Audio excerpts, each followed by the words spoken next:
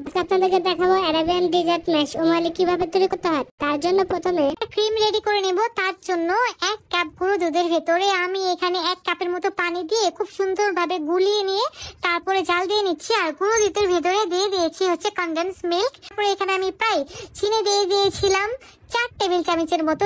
এখন half table চামচের মতো কর্নফ্লাওয়ার পানিতে গুলিয়ে দিয়ে দিয়েছি যেন এটা আরো বেশি ঠিক হয়। ক্রিমটা আমার একদমই রেডি হয়ে গিয়েছে। কর্নফ্লাওয়ারটা দিয়ে জাস্ট 2 মিনিটের মতো নেড়ে ছেড়ে নামিয়ে ফেলবেন। তো নামিয়ে নিয়েছি ক্রিমটা। এখন আমি বেসটা রেডি করব। তার জন্য প্রথমে আমি যে পাত্রে সেই পাত্রটাকে খুব ভালোভাবে ঘি দিয়ে ব্রাশ করে নিলাম। আর এখন একটা করে পেস্ট্রি শিট নিব আর এরকম ভাবে কুচি কুচি করে জাস্ট বসিয়ে দেব। আচ্ছা, এখানে আমি একটা পেস্ট্রি শিট নিয়েছি। আপনারা চাইলে কিন্তু এই পেস্ট্রি শিটটা বাসাতেও বানাইতে পারেন।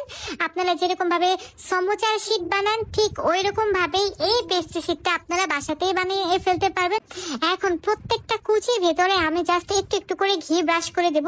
এভাবে করে প্রত্যেকটা শিটের ভেতরে আমি হালকা হালকা করে ঘিটাকে ব্রাশ করে দিলাম। এতে করে এটা আরো অনেক বেশি ক্রিস্পি হবে আর খুব সুন্দর একটা ঘিয়ের স্মেল হবে। এখন আমি 160 ডিগ্রি সেলসিয়াস প্রি হিটেড ওভেনে এটাকে 20 মিনিটের মতো বেক করে নেব। 20 মিনিটের মতো বেক করে নিলেই হয়ে যাবে। আপনারা চাইলে এটাকে কেকের মতো চুলাতেও বেক করে নিতে পারবেন। চুলাতেও এটা খুব সুন্দরভাবে হয়ে যায়। এখন এটার উপরে আমি দিয়ে দেব কিছু কনডেন্স মিল্ক। কনডেন্স মিল্কটা দেওয়ার পরে এর উপরে আমরা যে ক্রিমটা বানিয়ে রেখেছিলাম সেই ক্রিমটাকে দিয়ে দেব। উপর দিয়ে আমি একটু পেস্তা বাদাম দিয়ে দিচ্ছি। এতে করে এটা দেখতে আরো বেশি পরিমাণে সুন্দর লাগবে। এই তো হয়ে গেল আমার অ্যারাবিয়ান ডেজার্ট ম্যাশ ওমালি।